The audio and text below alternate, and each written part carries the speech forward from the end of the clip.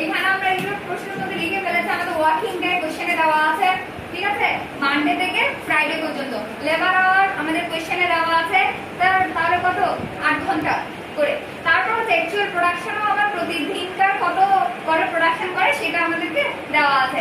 Standard প্রোডাকশনও দেওয়া আছে প্রথম লাইনে প্রশ্নের মধ্যে। প্রবলেম 3 প্রথম লাইনে দেওয়া আছে আপনাদের কি standard production 5 units per hour. তাহলে পার আওয়ারে যদি 5 ঘন্টা হয় এই 40 কিভাবে আসলো?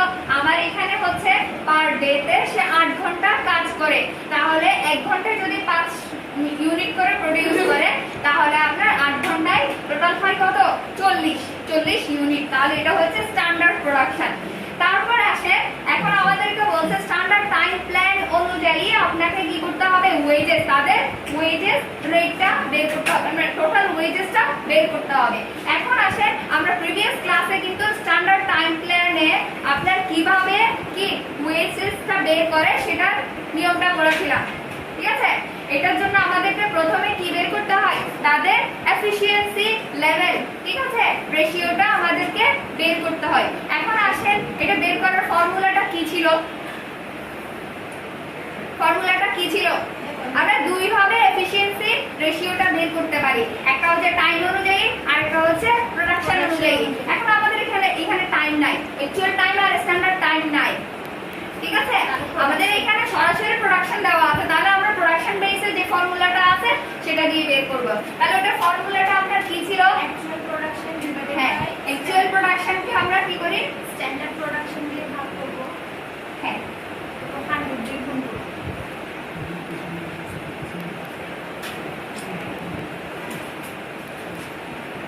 প্রোডাকশন যেহেতু রেশিও 100 দিয়ে আমরা মাল্টিপ্লাই করব। এখন আসলে আমাদের এফিশিয়েন্সি রেশিওটা হ্যাঁ ওয়ার্কিং এ দেখাবেন এটা, ঠিক আছে। তারপর এখন আসে তাহলে এফিশিয়েন্সি রেশিওটা আমরা ইন্ডিভিজুয়ালি মানডেতে কত হয়? মানডেতে আমার অ্যাকচুয়াল প্রোডাকশন আছে কত? 30 আর হচ্ছে স্ট্যান্ডার্ড প্রোডাকশন আছে আপনার কত? 40। তাহলে এই 30 কে 40 দিয়ে ডিভাইড করলে আমরা কি পাচ্ছি? মানডের এফিশিয়েন্সি রেশিওটা পাচ্ছি, ঠিক আছে। এখন এগুলো একইভাবে এই এফিশিয়েন্সি রেশিওটা বের করে ফেলেন। Ma'am actual production K standard production দিয়ে ভাগ করব। হ্যাঁ, এখানে 30 কে 40 দিয়ে ডিভাইড করবেন। আমি মানডেটা দেখাচ্ছি। অ্যাকচুয়াল ছিল আমরা 30 আর স্ট্যান্ডার্ড ছিল 40, তাহলে 100 দিয়ে 0.75 ঠিক আছে, তাহলে 75%, ঠিক আছে। একইভাবে সবগুলো বের করে ফেলেন।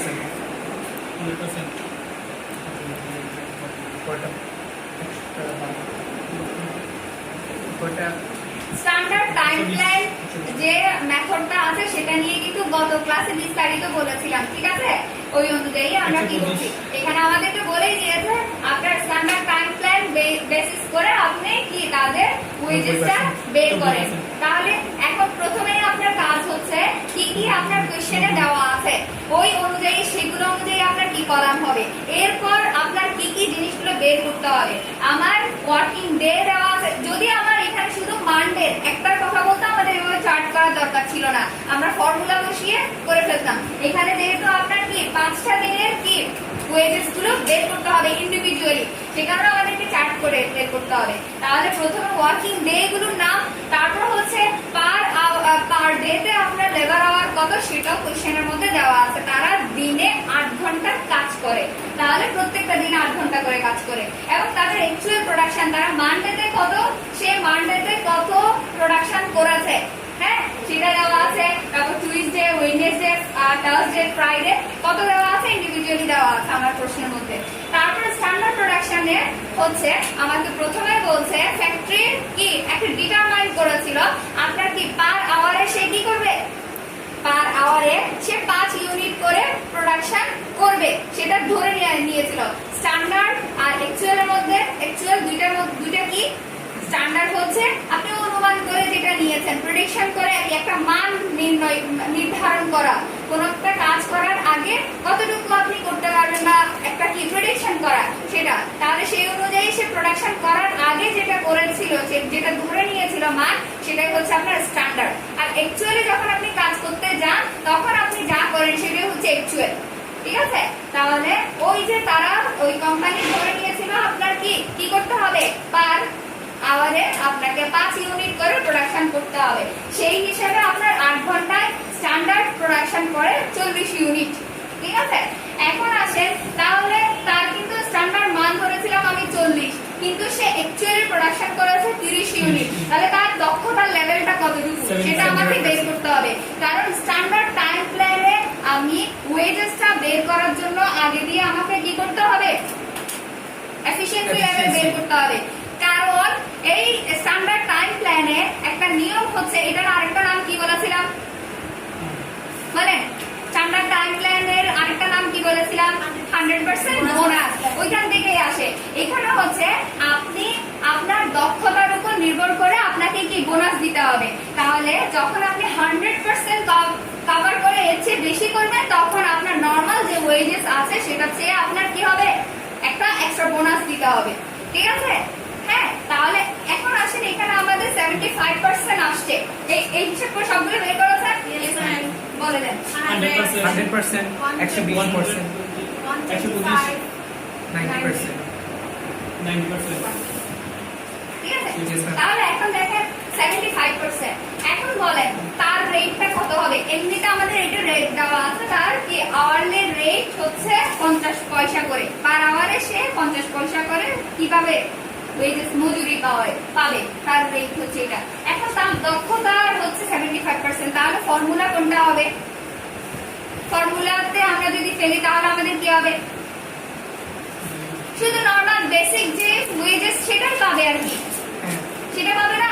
তার মানে সে আমরা বলছি, হ্যাঁ আমি এখানে আরো একটা কথা বলছি, আপনি 100% এর চেয়ে যদি কম করেন তাই বলে আপনাকে কোনো পেনাল্টি আমি দিব না। ঠিক আছে, আপনাকে কোনো ধরনের ক্ষতিপূরণ দিতে হবে না। তবে যখনই আপনার দক্ষতা 100% এর চেয়ে বেশি হবে, তখন আবার কোম্পানির দায়িত্ব হবে আপনাকে বোনাস দেওয়া। ঠিক আছে, তাহলে এইখানে যেহেতু 75% তার দক্ষতার লেভেল 100% এর চেয়ে কিন্তু কম, তাই সে নরমাল যে ওয়েজেস রেটটা আছে সেই রেটটাই কি হবে তার জন্য অ্যাপ্লিকেবল হবে। ঠিক আছে, বুঝা গেছে?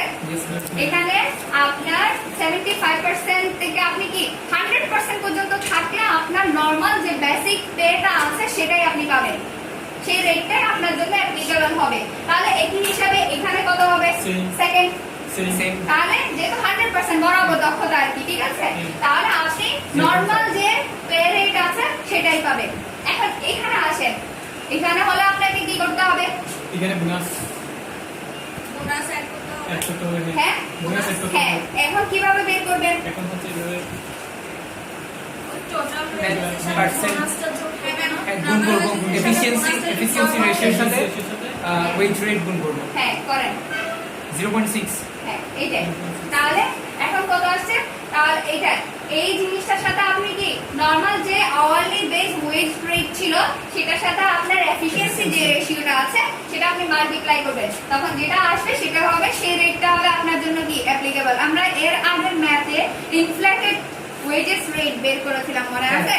হ্যাঁ, সেখানে আমাদের কি ছিল, আমরা প্রথমে এফিশিয়েন্সি রেশিওটা বের করেছিলাম, সেটার সাথে আমার যে নরমাল যে কি বেসিক যে পেটা আছে, হ্যাঁ পার আওয়ারের যে রেটটা আমার জন্য অ্যাপ্লিকেবল ছিল সেটা দিয়ে মাল্টিপ্লাই করেছি, যেটা আসবে সেটা হচ্ছে নতুন করে আপনার জন্য কি পে রেট।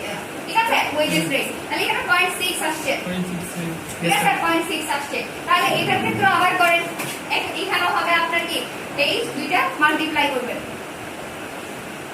0.6 to 5। 0.6 to 5। ঠিক আছে, তারপরটা কি হবে, তাহলে এটা করতে হচ্ছে, ক্যালকুলেট করতে না, হচ্ছে, হবে না, এটা 90%, তাহলে নরমাল যেটা ছিল সেটাই আপনি পাবেন, বেশি পাবেন না। ঠিক আছে, 100 উপরে গেলে তখন হ্যাঁ হ্যাঁ নিচে বলে ওটা বোনাস নিচে হলে, কারণ হচ্ছে আপনার এটার একটা সিস্টেম হচ্ছে, আপনার দক্ষতা লেভেল যদি বেশি হয়, ধরেন আপনি 100% এর উপরে, আপনার 100% আমি যতটুকু আশা করি 100%, ঠিক আছে, ওটার চেয়ে আরো বেশি দিলেন আপনি আমাকে, আমি আপনার এই জিনিসটা যাতে আপনি ধরে রাখেন, তাহলে আমি আপনাকে আরো কিছু বোনাস দিয়ে কি করলাম, বোনাসটা সাধারণত দেওয়া হয় কেন, আপনাকে যাতে আমি আরো এনকারেজ করতে পারি, আপনি যে আমার প্রতিষ্ঠানে এই যে মানে পরিশ্রমটা দিচ্ছেন সেটা যাতে আরো বেশি দেন।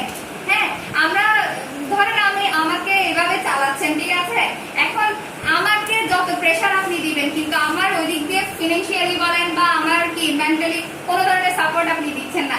আমি হয়তো একদিন দুই দিন আপনার প্রতি লয়াল থাকবো, ঠিক আছে, মানে সিরিয়াস থাকবো এইসব বিষয়ে, ঠিক আছে, আপনি যে যে কাজগুলো দিচ্ছেন সেগুলোর জন্য, কিন্তু পরবর্তী 3 দিনে গিয়ে হয়তো আমার লাভটা কি, ঠিক আছে, আমি এই প্রতিষ্ঠানকে এত কিছু দিচ্ছি, আমার লাভটা কি, আমাকে না ফিনান্সিয়ালি কোনো সাপোর্ট দিচ্ছে না অন্য দিক দিয়ে কোনো সাপোর্ট দিচ্ছে, ঠিক না? তো এই টাইম স্ট্যান্ডার্ড টাইম প্ল্যানের একটা হচ্ছে, এটা হচ্ছে 100%। যদি আপনার কি দক্ষতার লেভেলটা যদি বেশি হয় তাহলে 100% ক্রস করে সেই অনুযায়ী আপনাকে কি করতে হবে, আপনার রেটটাও বাড়াতে হবে, হ্যাঁ, বোনাস দিতে হবে।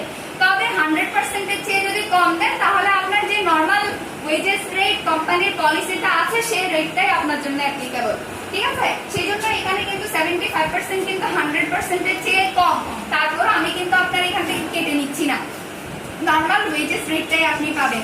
তবে যদি দক্ষতা বেশি থাকে 100% এর চেয়ে তখন সেই অনুযায়ী আপনার কি হবে, ওয়েজেস রেটটা বাড়বে, ঠিক আছে। এখানেও সেম। তাহলে এটা আমার জন্য তাহলে মানডেতে নরমাল রেট যেটা সেই অনুযায়ী আমি ওয়েজেস পাবো। তারপর দেখেন টুইজেরও সেম, উইকনেসেতে যেহেতু আমার কি দক্ষতার পরিমাণটা একটু বেশি ছিল সেই অনুযায়ী আমার রেটটা কি হয়েছে, বেড়ে গেছে, ঠিক আছে। এই কিভাবে এই দুইটা দেখি। তারপর এখন আসেন টোটাল ওয়েজেস হিসাব করেন, এটা কিন্তু আওয়ারলি, ঠিক আছে, পার আওয়ারে আপনি 0.5 করে পাচ্ছেন। তাহলে আমার টোটাল আওয়ার কত একদিনে, টোটাল আওয়ার লেবার আওয়ার 8 ঘন্টা না? তাহলে এই যে পার আওয়ারের রেটটা আপনি লেবার আওয়ার দিয়ে মাল্টিপ্লাই করবেন, তখন আপনি কি মানডেতে টোটাল ওয়েজেস কত পাচ্ছেন সেটা আপনার আসবে, ঠিক আছে। আপনারা চাইলে এভাবে মার্কিং করে দিতে পারেন 1 2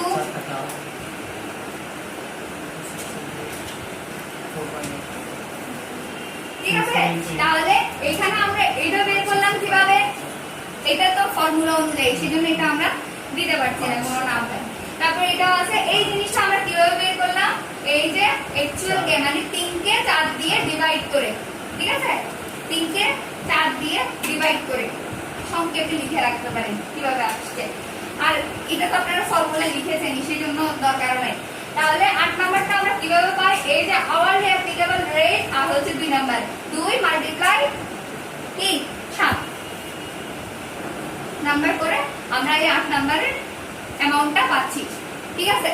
তাহলে আপনার এখানে আসে কত, 4 টাকা, ঠিক আছে, এটাও 4, এখানে আসছে 8 5